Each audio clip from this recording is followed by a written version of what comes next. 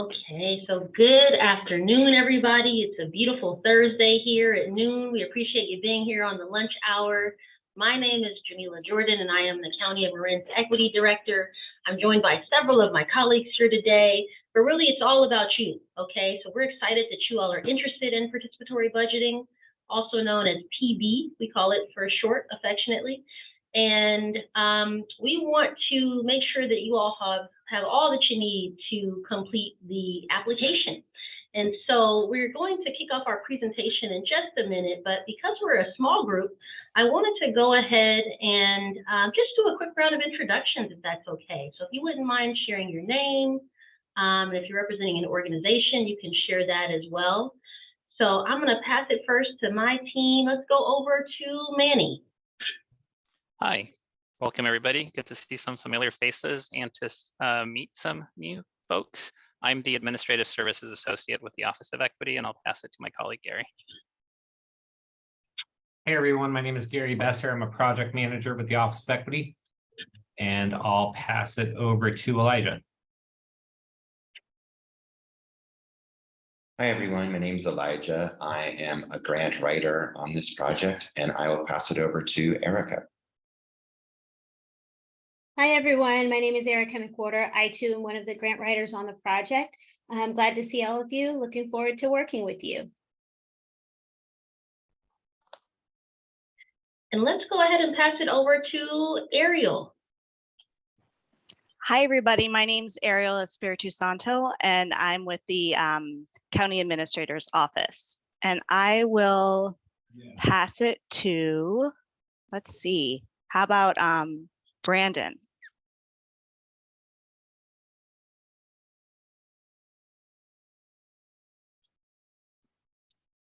Well, it looks like Brandon may have stepped away. Let's go ahead and kick it over to Kathy. Welcome, Kathy. We're doing quick introductions, your name, and if you're representing an organization.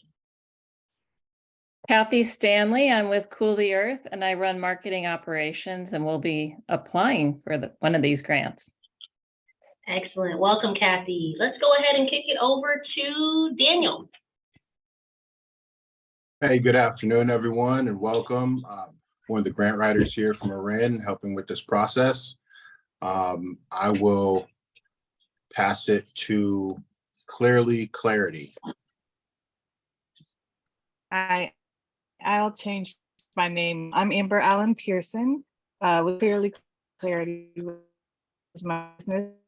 Uh-oh, Amber, you're kind of coming in and out on us. We can't quite hear you. You're breaking up a little bit. Might be better if you went off video for a moment, just so that may help your bandwidth. Let's try that. Can you hear me now? That's better. That's a little better. Okay. It's these AirPods. I'm Amber Allen Pearson, and I am here. I'm a consultant with Clarity, my company, and I'm here grant writing and representing Play Marin.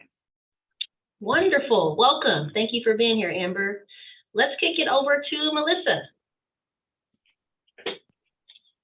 Hello, my name is Melissa James, and I am one of the grant writers for the county for this project, and I'm based in Sacramento. All right, welcome. Let's go to Maddie. Hi, my name is Maddie. I support Marin City Climate Resilience and Health Justice with grant writing, and they're going to be applying for funding. Thank you so much. Okay, thank you. Good to have you, Maddie. Maria, have you had a chance to go yet? I have not. Hi, I'm Maria Rodriguez, and I'm the Director of Operations and Administration for the Marin Aging and Disability Institute. Excellent. Welcome. Let's kick it over to Tona. Tona, have you gone?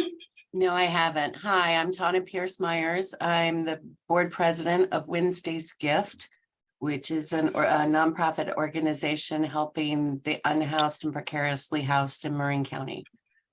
Welcome, Tana. Thank you for joining. I'm going to pass it over to Luna. Hi, everyone. My name is Luna, and I'm co-director of the Indigenous Healing Center, which is an up-and-coming Native-led nonprofit based in Marin County and serving Northern California, and we'll be applying to the grant, hopefully with the help with of one of the grant writers in the circle. Excellent. Welcome, Luna. Thank you for joining. Let's kick it over to Shinji. Hi, good morning, everybody. My name is Shinji Sakai Egi, and I am not with an organization. Okay, welcome, Shinji. Thank you for joining. Let's see here. Laura, I see in the chat, is having some audio issues, but Laura Giacomini is with CLAM, the Community Land Trust Association of West Marin. She's their Development and Communications Director. So welcome, Laura. And I'm going to kick it back over to Brandon. Brandon, are you with us?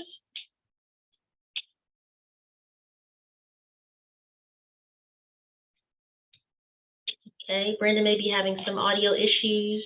And I think we're going to round it out here with Karan. Karen? Yeah, I'm Karen Cunyo. I'm with the Marin Builders Association. We run construction training programs in Marin. Okay, welcome. Anybody had not had a chance to introduce themselves yet? Okay, I think that's everyone.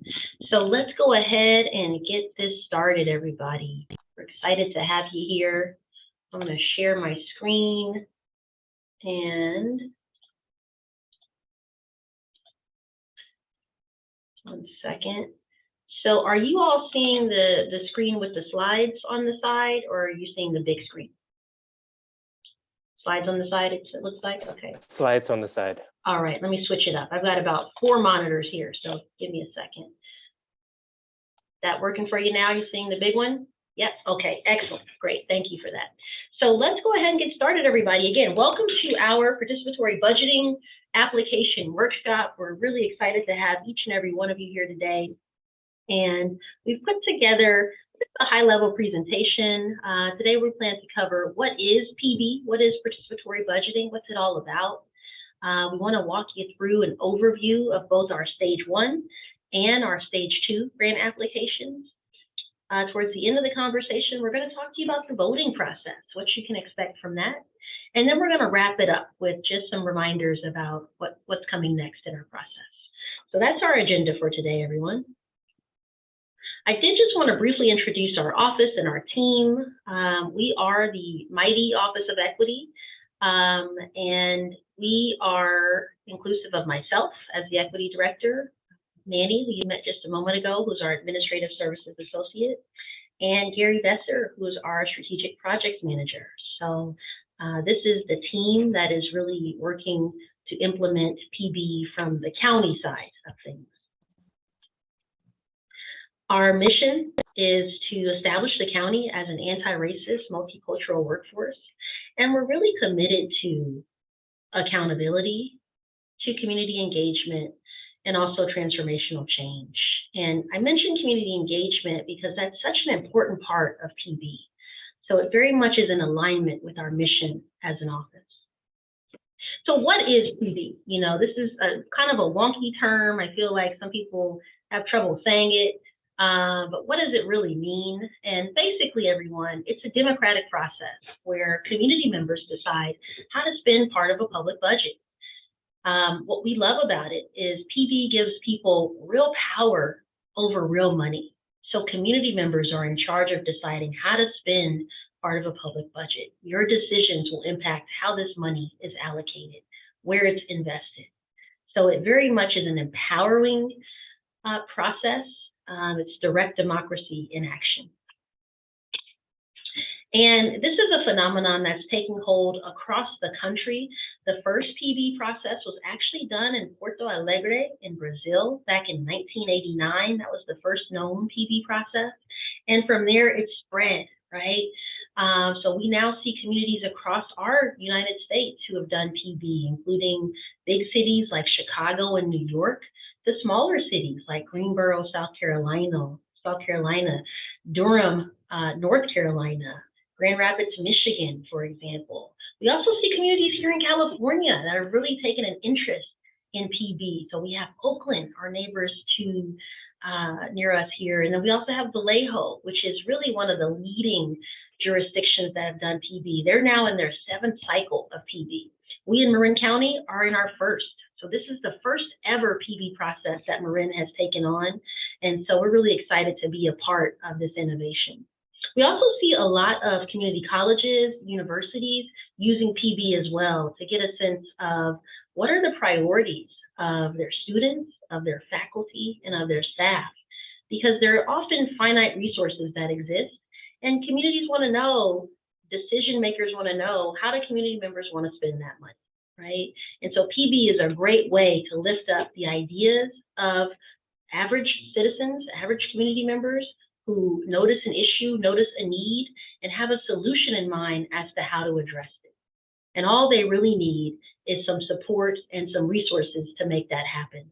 So that's what PB is all about. That's the spirit of the process for us. I want to show you just a brief video. I'm going to stop my share and invite my colleague Manny to bring this up for us, but a brief video about how PB is being used across the country right now.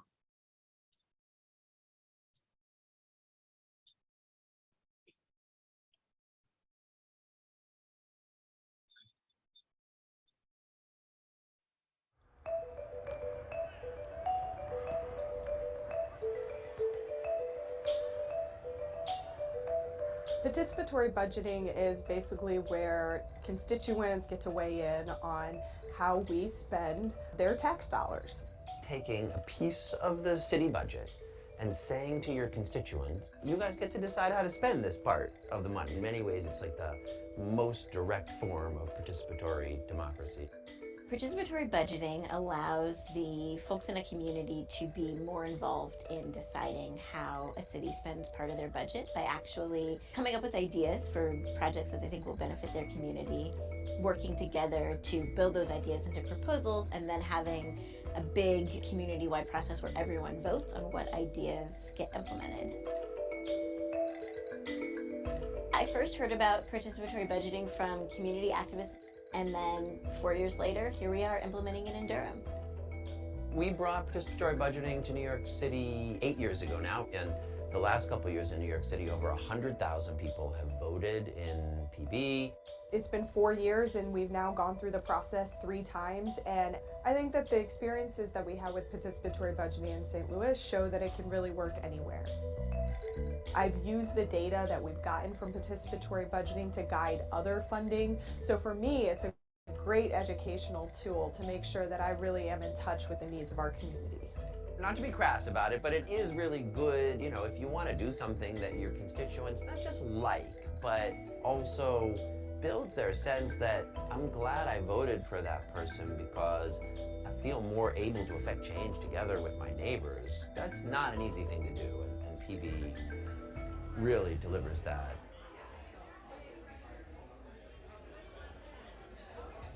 Some of the biggest challenges with participatory budgeting is staff capacity and time. The other challenge is money. And so having to overcome some of those barriers in order to just inform people of the process is something that we're still trying to work our way through. Look, it is a lot of work. I don't want to pretend like it's not. If you already filled up your docket, that is hard. You have to plan to be able to make it a percentage of your staff time and your budget and your own personal time. So I would say it is a lot of work, but it's not a lot of work for me because we've hired an incredible staff to do our implementation. The thing about it is, the point of participatory budgeting is really to delegate. It really should not be an elected official-led process. It should be an elected official supported process. Cities are a place where we can build a more equitable and inclusive and responsive democracy, where everyone really has a voice at the table and is able to make their voice heard and advocate for their needs and their community's needs. Participatory budgeting is a great way to put those ideals into action. It has really increased engagement in our community. And a lot of folks have said, well, you know, we see that our tax money is actually working for us at a local level. It gives us more faith in the system. And so now we come out and we feel a part of the decisions that are being made that impact us every day. What we've seen in Durham is people getting more and more involved in local politics. And so giving people an exciting and really meaningful way to be involved in their community through participatory budgeting feels even more important right now because I think people really need a way to continue to be engaged civically in ways that feel hopeful and empowering to them. And our hope is that if people come out and vote in PB, that is the first step on a long road to lifetime political engagement.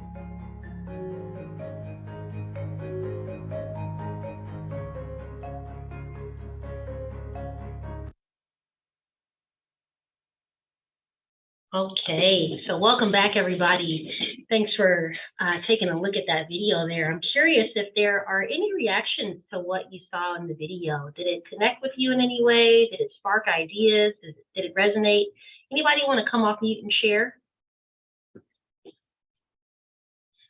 And let's go to Amber. Amber, you look like you got something to say here.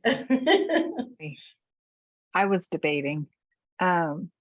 I think it's such a great concept. I like and I feel grateful to be participating in it at this early stage. I did have the thought that over time in a community like this, the concern that I would have is that it's so white.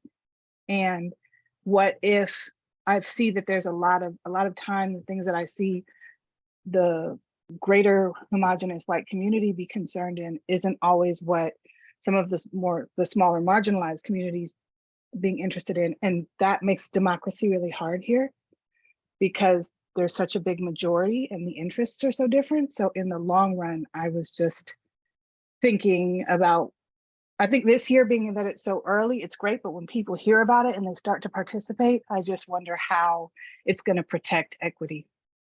I so appreciate you lifting that up, Amber. That's something that we grapple with every day to make sure that we stay true to our original inspiration, which is really to advance equity in communities that have the highest and greatest number of disparities, communities such as Marin City, communities such as the Canal, for example. And so we're working very hard to make sure that our practices as it relates to PB don't really just, how should I say, that they don't just fall victim to the status quo and that we're not going by de facto approaches to doing a PB process, but that we're really centering equity throughout, right? And whether it be the voting, which is a huge piece of it, and I think you alluded to that in your comments, Amber, of, will the vote of, say, really active communities of color be diluted by a larger white majority in this case? Right, that may not have the same needs, perspectives as someone who proposed that project, right? And so we're working to put some guardrails in place, so to speak, so that we can make sure that that doesn't happen. But again, this is our first go round, so we're doing all that we can. However, I think we're going to learn a lot.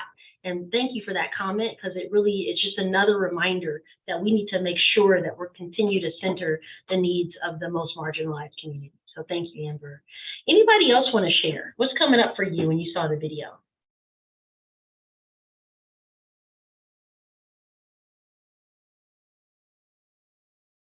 Luna, I don't want to put you on the spot, but I do want to ask you, did anything come up for you when you were looking at the video? Just kind of thinking about too what Amber just shared. Like I feel like in theory, like what the video was trying to bring forward, it sounds really nice, but in practice, what policies, what processes, what methodologies are in place to really assure that those values come through. I think that part is really difficult. So I'm just and like you're saying too, it's the first go round, so there's going to be a lot of teachings, so that'll be really good. Yeah, so just curious what's going to be learned from this first process and how it's gonna evolve in a county that, for a long time has been known to be one of the most like racially divided counties, I think in the whole Bay Area. So just curious, like what's gonna come out of it. And grateful that, the equity team kind connected to this and brought this even as just as an opportunity to advance equity. Thank you for that, Luna. Really powerful. Appreciate all that you said there. Kathy, I see you came off mute. Did you want to share anything? Well, I had a couple thoughts. One question, maybe you're going to cover this later, is what percentage of the county budget is going towards this? Because I heard in the video they talked about a part of the budget. So just curious how much.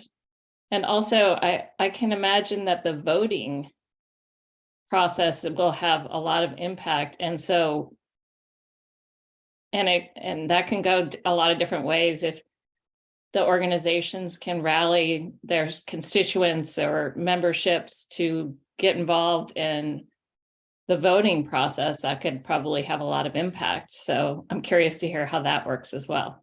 Absolutely. So let's jump into it, everybody. Thanks to all who shared. Let's go ahead and get into our presentation a bit more.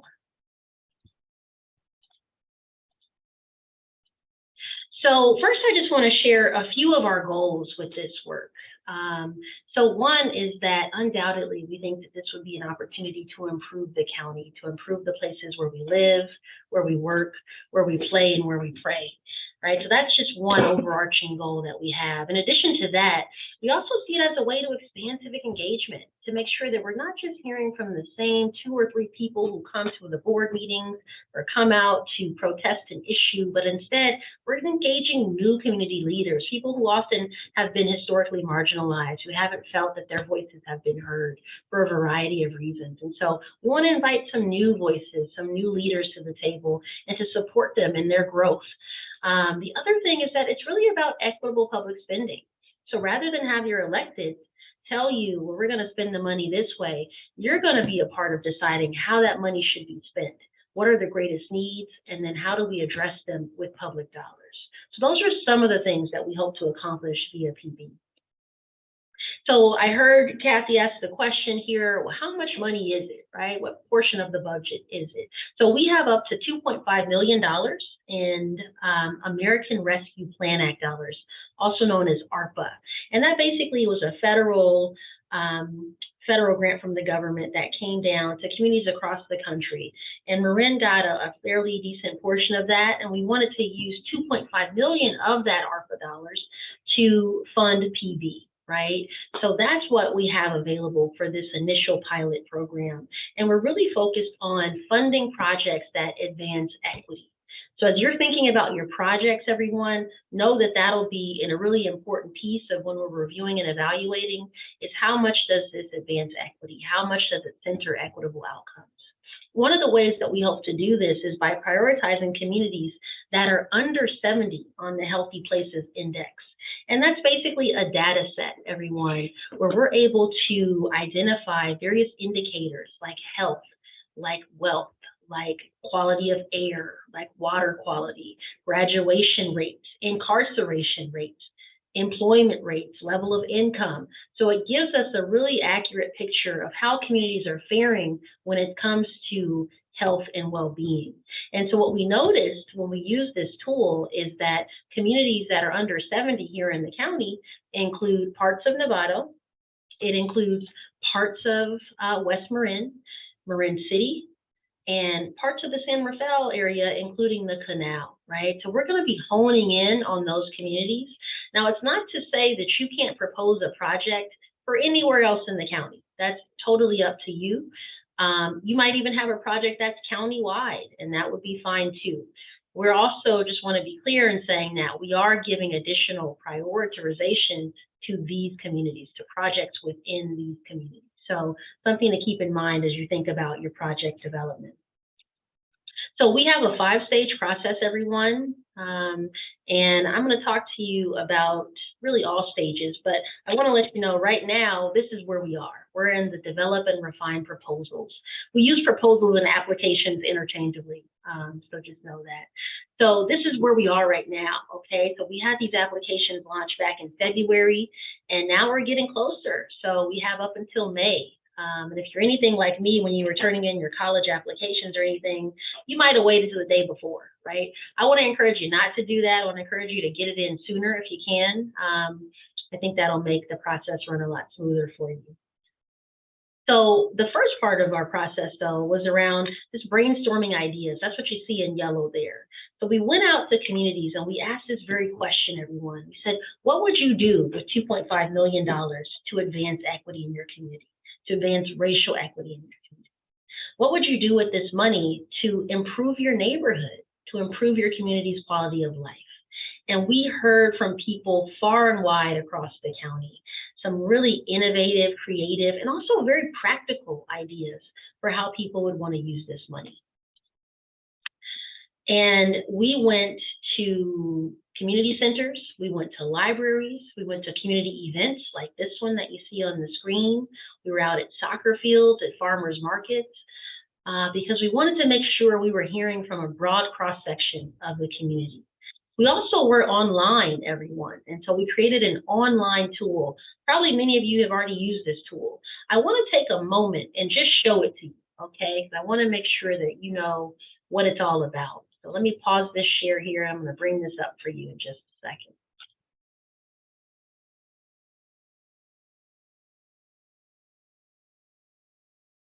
All right, so this is coming up. I'm going to show you here. Okay, everyone, so this is our tool. It's available in English, Spanish, and Vietnamese. So you would click that. Oh, shucks. It's giving us some weird feedback here. So at this moment, it's being difficult just because we're in public here and it wants to show out. But I will show it to you another time. But you can always, we'll put the link in the chat, Manny, if you don't mind. And that way you all can see it. But basically, everybody, it shows you all of the ideas that we've gotten so far from community members, right? So we heard ideas like more affordable housing. We heard about tenants' rights, laws and protections. We heard about better transportation across the county, particularly in West Marin. We heard about a Latino community health house being super important to some communities. And I see Luna's here today. Indigenous Healing Center was also mentioned as an idea, it was also suggested. So we got a ton of ideas from community members, okay? And we got hundreds of ideas. And then those ideas received likes from the community. So let's say affordable housing, that's super important to you. You could simply just click on that tool that I showed you a minute ago and like that idea, and that would indicate your support. Right? Now, I want to be really clear in saying that just because of an idea got, say, 500 likes, that doesn't translate into voting. So a like is not a vote, right? We're not in the voting stage, but it is a way for us to understand, wow, this is something that seems to be really important in certain parts of the county. So it was a great way for us to better understand what some of the needs are. And what we heard is that the needs are different depending on where you are, right? So in the canal, we heard that education is one of the top categories. Housing is essential. People mentioned this Latino health house that I talked to you about, a Latinx community health center. Whereas in Marin City, people talked a lot more about diversity, equity, inclusion, and belonging, wanting to create arts and culture programs, to have a sense of identity, to make sure that there isn't a pattern of erasure that happens in Marin City. So that's what we heard in that community. In Novato, people mentioned a lot around parks being something that's super important. It's celebrating in our parks, in our public spaces. So there was a Latinx Primavera Celebración that was mentioned, for example. In West Marin, we heard a lot about transit and transportation, okay? Parts of the rural county are really disconnected from some of the bigger hubs within the cities here in the county. And so that was something that was mentioned a lot. Another issue or topic we heard about in San Rafael was around, again, parks, housing, but that was a community that saw kind of disaster preparedness and climate change relief being really important. So that was one of the more popular ideas in that community. So it just gives you a flavor for what we heard. And you can go to the tool that Manny put in the chat. We're going to find out what the issue is, but you can go to that tool and you can see all the ideas. Okay, you probably have already put an idea up, for example. So that's what our idea stage was, everybody. Now I want to pivot and talk to you a little bit about, well, how do I turn an idea into an actual application, right? It's easy for people to just submit that idea, and that's great. It was a great way to get people engaged, but now we're at another stage where we're inviting people to not only share ideas, but turn those ideas into applications. And so, as you know, we have grants available ranging from $10,000 to up to $250,000, okay? And what's really important is that any community member can propose an idea, or excuse me, can develop an application. However, they would have to have a fiscal sponsor be a part of that with them, okay? So they either need a fiscal sponsor or they need to have standing with a 501c3. So ideally, it's a community member proposing an application, a project, in partnership with either a 501c3 or a 501c6, or you would have a fiscal sponsor, right? And I know fiscal sponsorship can be a little bit confusing, it can be a little bit mystifying for some. And so we wanted to take that out of the equation. And so we put together a group of our fiscal sponsors who already know about PB and who are happy to link arms with you and become your fiscal sponsor. And they include Marin Link is one of them. Also, the Center for Volunteer and Nonprofit Leadership is another option for people. So we wanted to just take that part, you know, make it really easy for people, basically. So if you're still struggling to find out, well, who should I partner with? I don't know a fiscal sponsor who might want to work with me. I don't know a community group that would really work well with me and my project. Well, we have put that, you know, put that to bed, and you can just reach out to one of these two groups or both of them and just see, you know, make sure that they're aligned and you want to work with them, basically. We also have a team of grant writers available, okay? And we have a lot of our grant writers in the Zoom room with us today. I appreciate them being here, and they're able to provide you with assistance, okay? And I'm going to talk to you about how to tap into them in just a moment.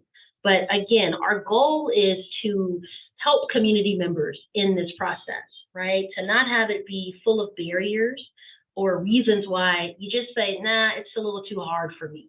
Instead, it's, well, here are some strategies that we've come up with to make it easier. I also just want to mention to you that how we're evaluating these proposals, right? How we're evaluating your applications. And so one, it's about need. Is there a need for this project? How have you identified that need?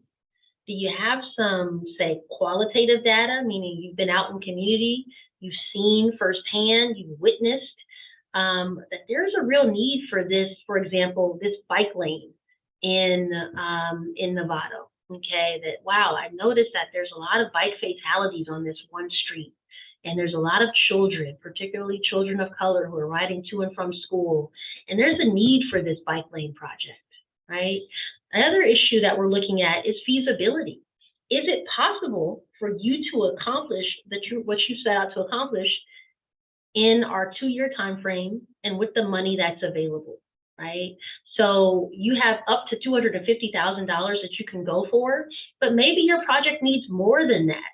And so what other supplemental resources do you have available to support you doing your project, right? Because we don't want to fund something where you have a gap of, say, $1 million in order to make this project happen. That doesn't feel very feasible to us. So that's something to keep in mind. And the last thing I'd mention to you is impact. We want this to be something that has impact in communities, right? So what are the outcomes that you plan to achieve? How is this going to improve the community as a result? And can you demonstrate that your project will lead to these outcomes? So those are 3 criteria that we'll be using to evaluate these projects.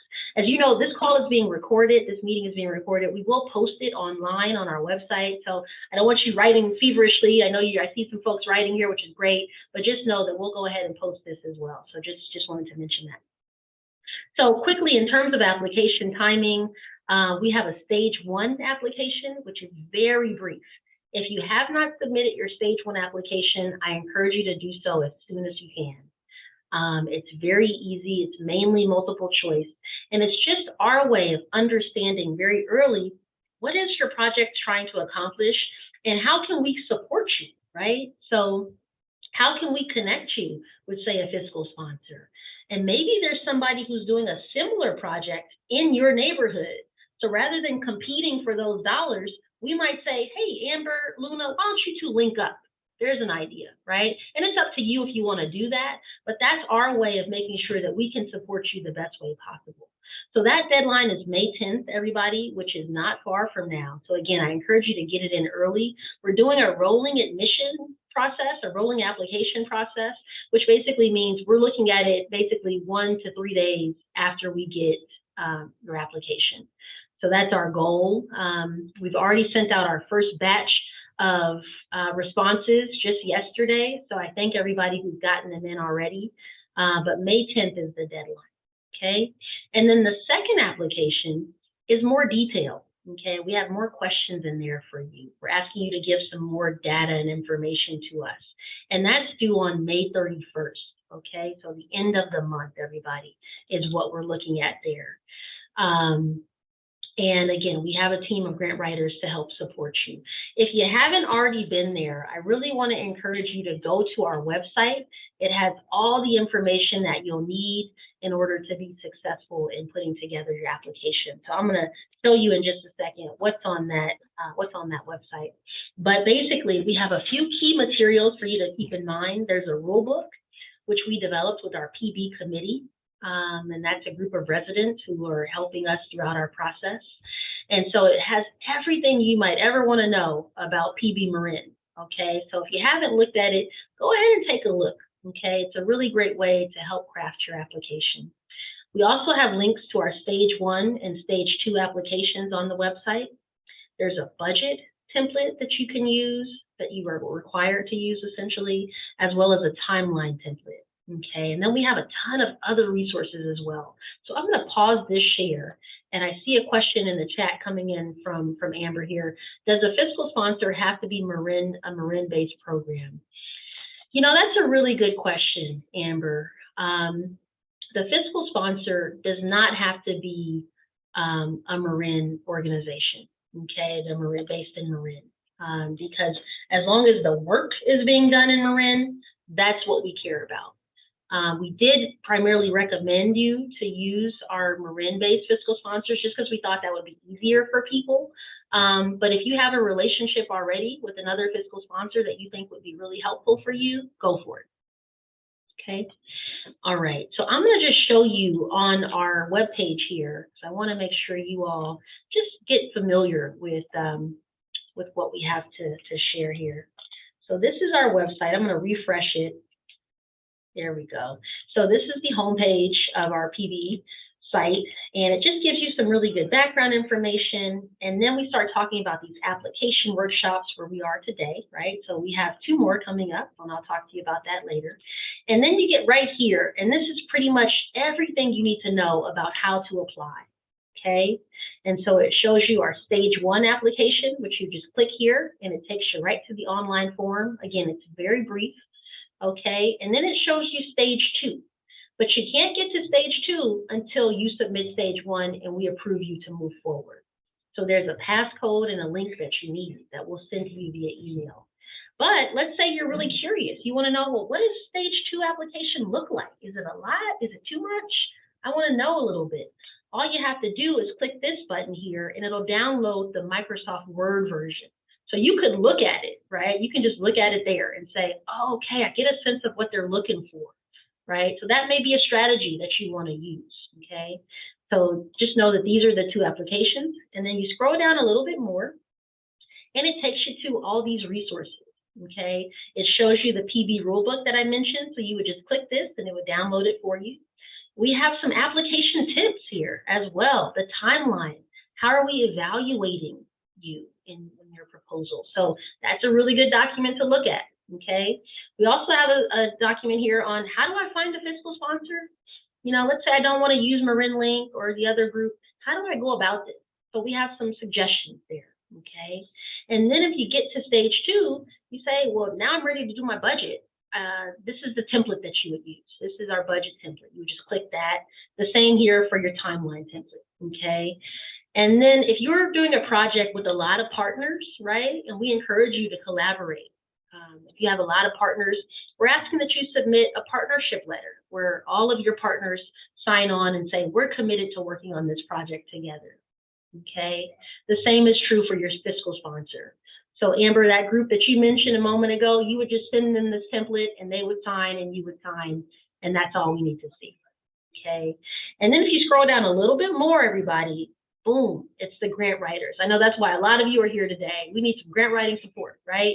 So how do I get that? You would click this button here and it would take you to a brief form where we ask you a couple of questions about what type of support do you need? How much support do you need?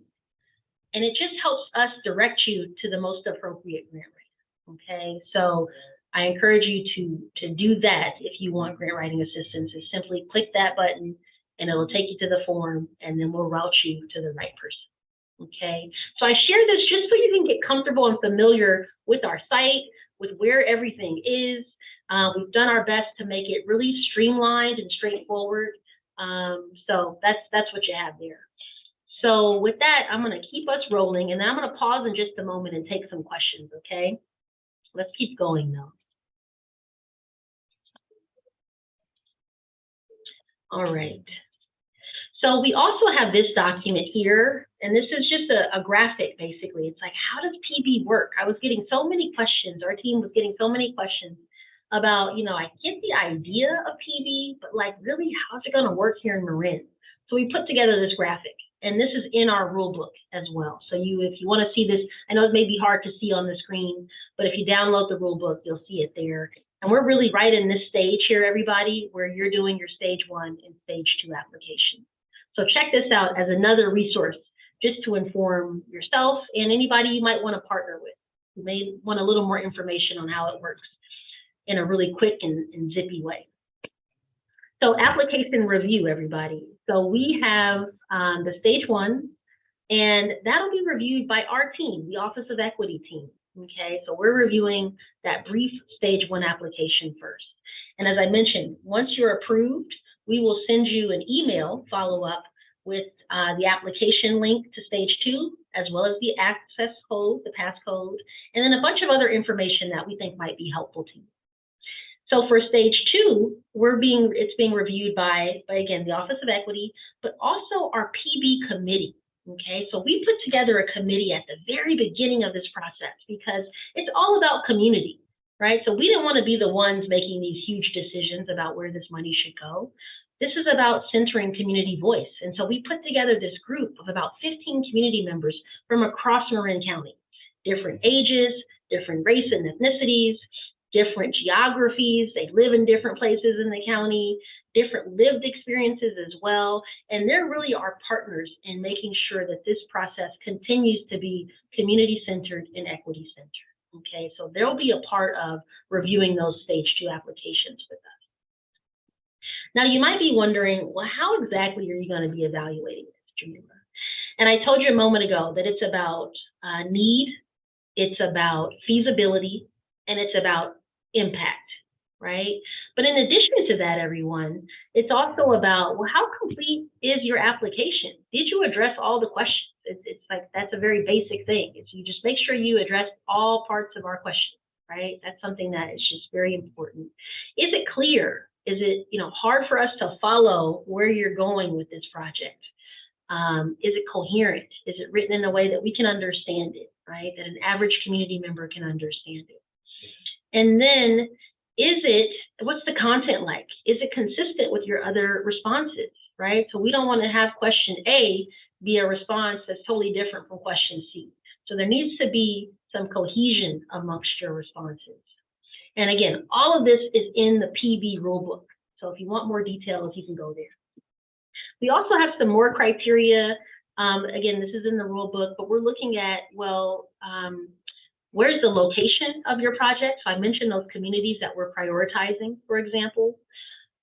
What's your approach to this project? Have you thought it through? Have you really thought about, for that bike lane project, for example, what's it going to take to really make it happen from beginning to end? Are there any challenges that you think may come up? And have you already thought about how you would address those challenges?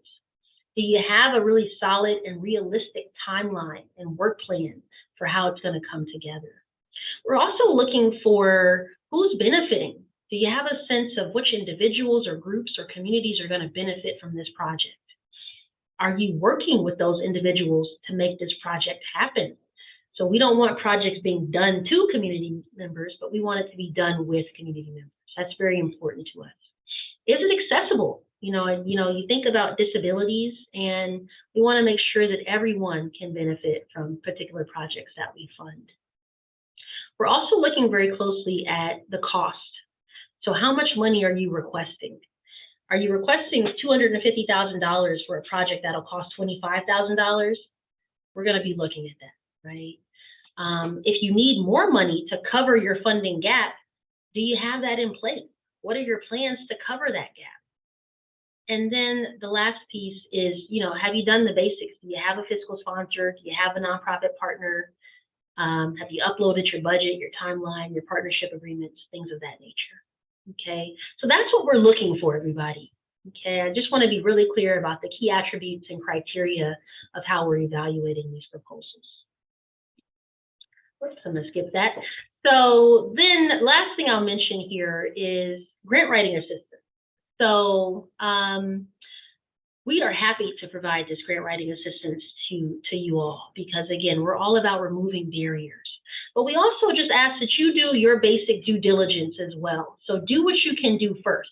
We don't want you to come to the grant writers meeting having done nothing. You haven't looked at the application, you haven't thought about who you might partner with, you don't have any real concept of what the project could be.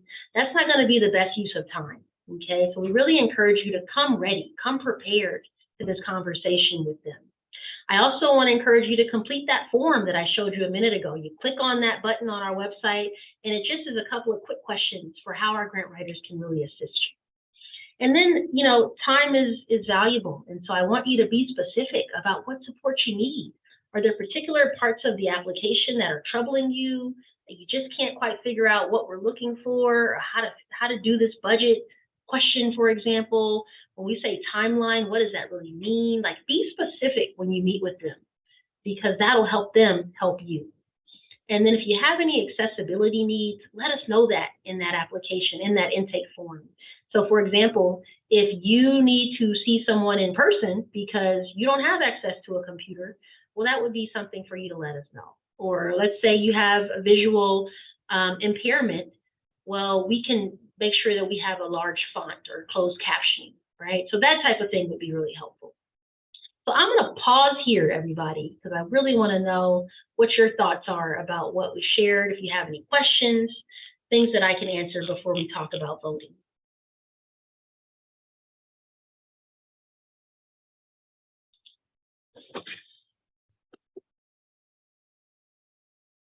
Was it clear as mud? Is that what it is?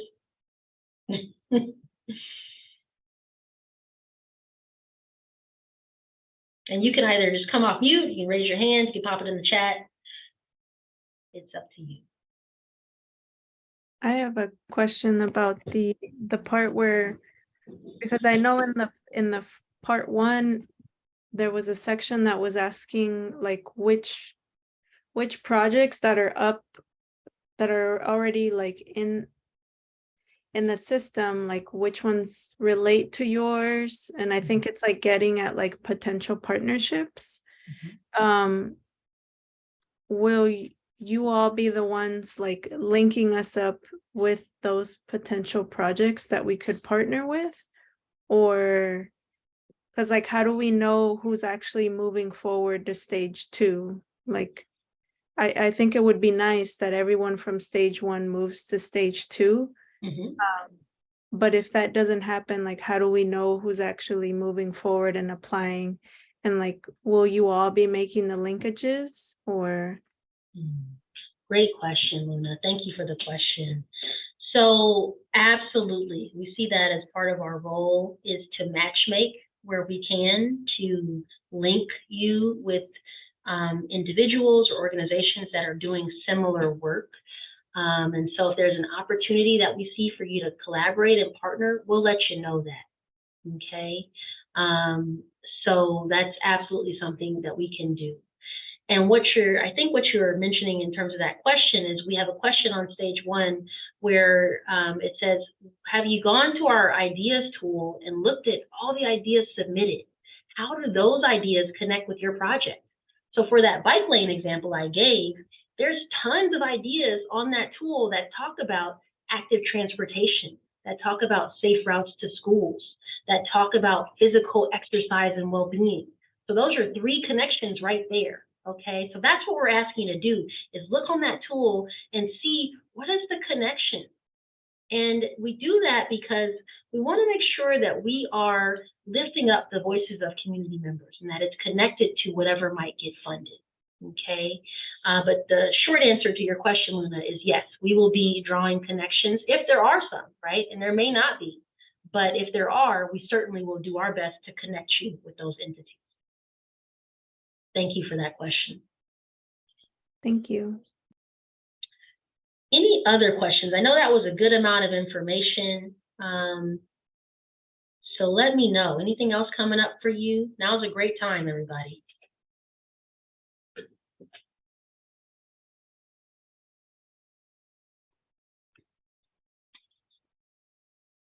You're going to go over voting though. We sure are. Yep, not Okay, done yet. Yeah, I'm gonna hold. I just wanted to see if there are any application questions. Tana, sorry. Tana, yes. I was wondering, in order to do the grant assistance, you're supposed to go through the application first, right? And fill in as much as you need, and then you submit online that you need help. Is that how it works? Great question. So we're really encouraging people to submit the stage 1 application first. Which we've done, so. Which you've done. Oh, great. Okay. Yeah. Because that way it shows that you just, you thought about it. You put some time into it. You kind of have a sense of what you might need help with. So some people have reached out and they maybe haven't completed any part of stage 1. And that's okay. But in order to really maximize your time with the grant writers, we do encourage you to complete stage 1 first. Okay, and from there, you can just fill out that quick grant writers intake form, and then we'll route you to the best grant writer to help you. Okay. Thank you. Yeah, great question. Great question. Amber, I saw you came off mute. Did you want to chime in and give a question or comment? No, I think you answered everything. I thought I did, but my question is about voting. So I'll wait to see if it's answered in the next presentation first. Okay, awesome. Thank you. Yes, and I see Heidi, you joined us here. I know you came in a little bit after. Welcome to you. Glad to see you here. So let's go ahead then. If there aren't any questions right now, let's keep going, everybody. You can always I ask. have a question. Oh, sure. Yeah, Can you hear Brendan. me? Yes, go for it, Brendan. Yeah, sorry. From the beginning, I was having a little trouble with my audio, but so my question would be, I received the email to continue on to the second stage yesterday. Thank you guys for that. And but so what will be my next? What will be? That's all I've done so far. I've only done the first application. What will be my next? What will be the next step? Should I go for trying to reach out and try to get sponsorship, or should I go ahead and continue and do the second part of the application, or should I reach out to the grant writers? That I'm a little bit confused. I'm a little bit confused about what should be my very next step at this point. Excellent question, Brandon, and welcome to the conversation here. And congrats on moving to stage 2. So the next thing that we would recommend, Brandon, is that you start reaching out to a fiscal sponsor, unless you have one. Do you have a fiscal sponsor yet? Not unless the town itself, because I'm with the town of Fairfax. I'm with Park and Rec with the town of Fairfax, sorta.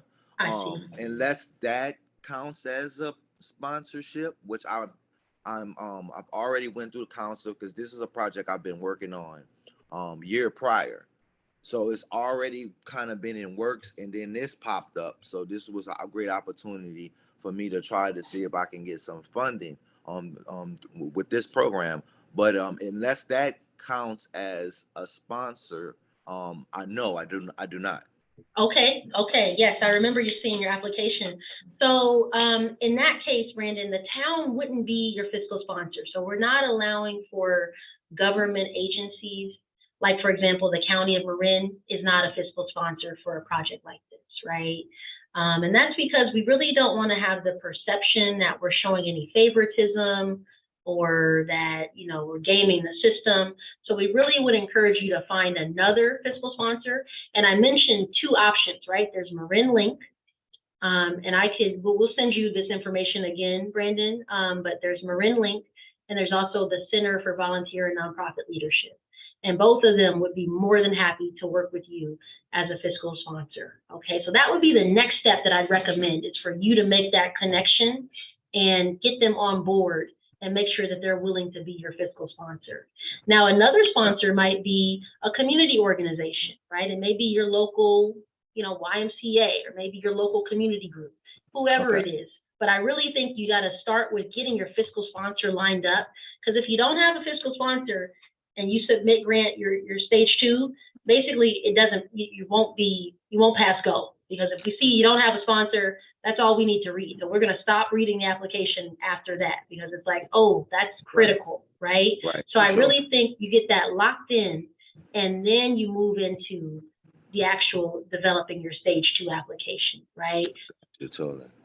You got me on that? Absolutely. Thank you so much. Okay, great question. I know a lot of people have that question out there, so I appreciate you lifting that up. Anybody else?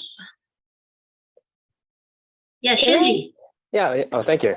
Yeah, I'd just like to piggyback on what you said. Yeah, I'm thinking later today to reach out to those two organizations you mentioned, Marin Link. When we contact them, is there a particular person that we're reaching out to, or keywords that we're dropping to them about this, just to make sure we're getting to the right person who's familiar with this?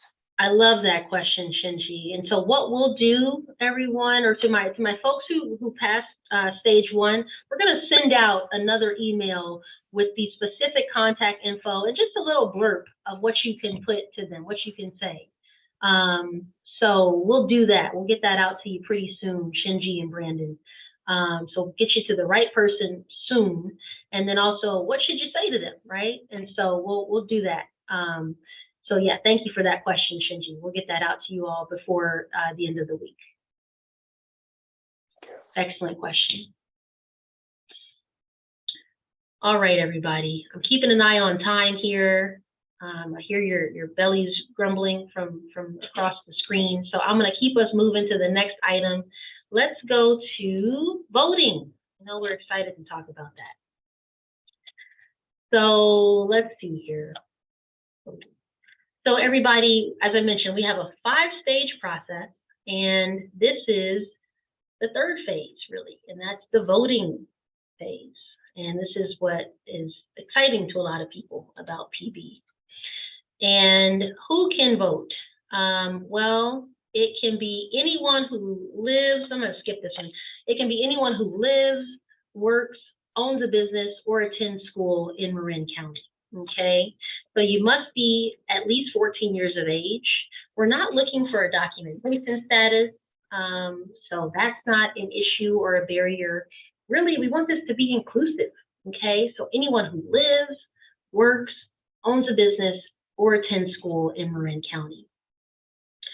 The voting can take place both in person, right? Where we'll be out, we'll have voting stations in our target communities, those 5 communities that I mentioned to you. We're going to set up days where people can come and vote, right? So we'll have voting stations available in person. And then we'll also have an online tool, very much like that other ideas tool I showed you, where people can vote online. And what we're working very hard to do, everyone, is to make sure that it's one person, one vote, okay? That's something that's very important, to make sure that people are being honest. We don't want this to be anything other than above board. And so we're working to make sure that we have protocols in place to know that people aren't double dipping, so to speak. And we also are thinking through, to Amber's comment and Luna's comment a moment ago, how can we make sure that the voices and the votes of those communities that we're really trying to reach aren't drowned out by the broader Marin County community? So that's something that we're working on. We're talking with our partners about how to best do that.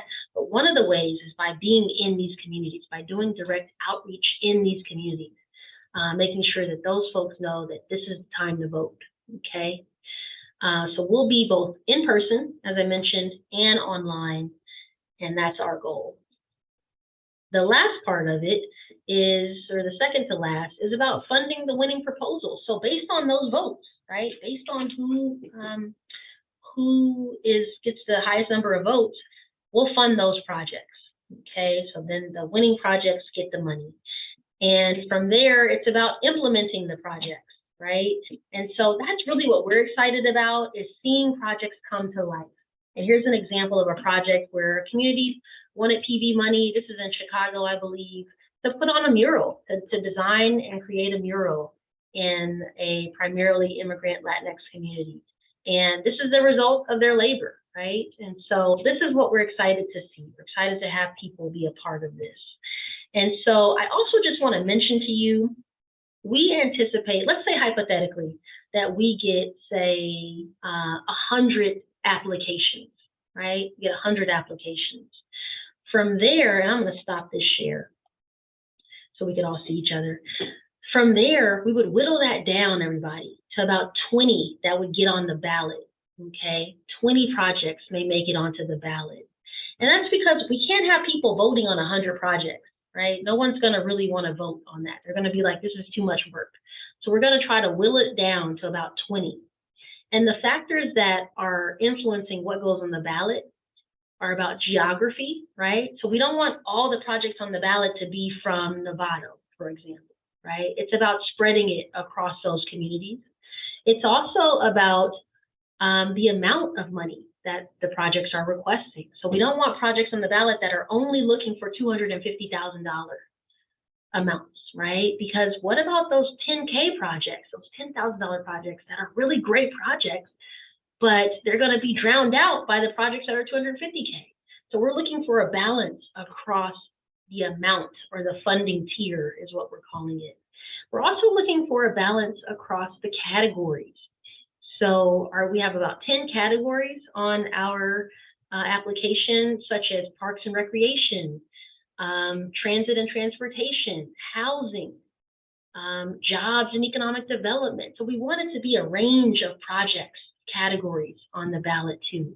So those are all some of the factors that we'll be thinking about, everybody, when it comes down to what ultimately gets on the ballot. Okay, I want to pause here and just see if there are any questions about the voting process.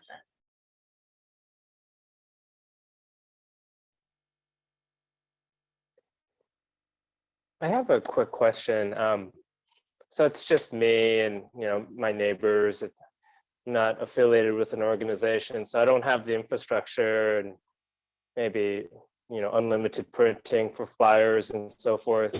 Is there any kind of resource I can go to? Because I'm gonna have to hand out flyers to my community members to go out to vote at a central location, or is that something I just have to front those resources myself? Great question, Shinji. So one of the things that we'll do is we, as the Office of Equity, will put together flyers, right? That's a big part of just what we do to spread the word about this project. And so we'll have flyers with what the projects, what the PB is all about, what the voting days are, how people can vote.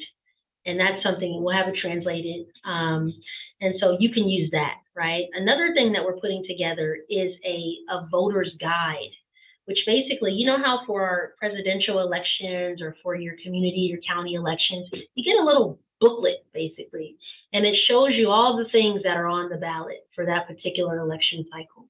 So we're going to do something similar, right? We're going to have those 20 projects, hypothetically, that made it to the ballot. We'll have those in that booklet, and it'll include the project, it'll include the price, it'll include the description of the project, and other relevant information. So that's something else that'll be available in print, as well as online, right? So these are things that we're trying to do to help people be aware. We also want to have what we call project expos, where those 20 projects that are on the ballot, we would be at, say, Civic Center, right? You would come down to Civic Center, I would have a room set up, And imagine a science fair where you would see all the different science projects that are out there. It'll be a similar thing where you can create a board where it would have your project description and people would walk around the science fair, they'd walk around this expo and they get to ask you questions and say, well, what is this project all about? You mentioned this bike lane. I think it's a good idea, but tell me more. Is it going to impact me? Is it going to improve my neighborhood too? So we want it to be interactive, right? So these are ways that we can help you get your project out there. But again, you probably are going to need to do some work on your own too, right? You're going to need to post on social media. You're going to need to reach out to your network to spread the word. But we're trying to level the playing field by giving folks these opportunities. Does that address your question, Shinji? It does. Thank you very much. Okay, awesome. Let's go to Maria.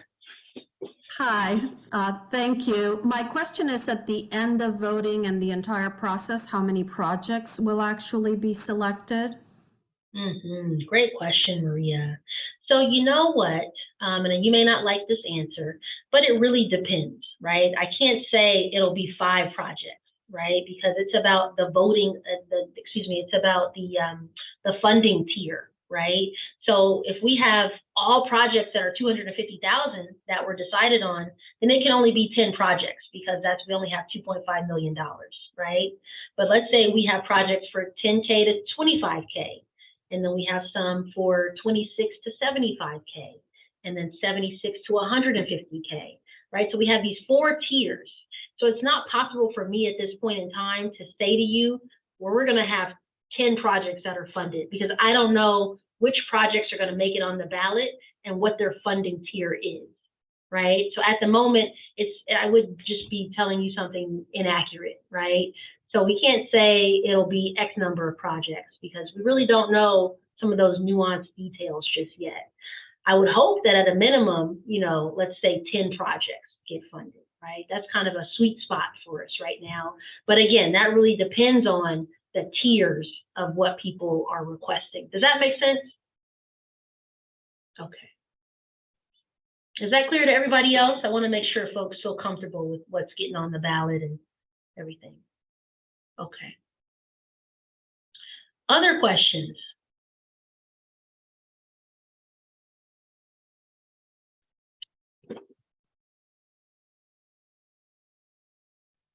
This is just a quick question, but people that vote, are they going to have to state where they live? I'm just curious about the personal information and how much fear people might have going through this process. Yes, good question, Shinji. So we are asking people to indicate where they live. We won't be using this information for anything other than identifying that you are residing within Marin County and that you are one person, one vote. After that information, we don't use it for anything else. It doesn't help me to know where somebody lives. I don't really need that outside of just knowing that they reside in Marin County and that it's one person, one vote. So yes, that is one way that we need to kind of ground truth that you actually are a Marin County community member.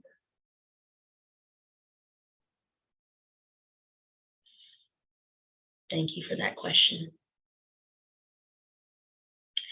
So unless there's anything else, I'm going to just move us along and wrap us up here, okay?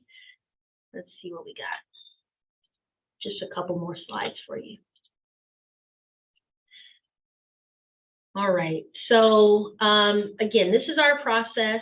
We are very much in the application phase, that pink phase that you see right there.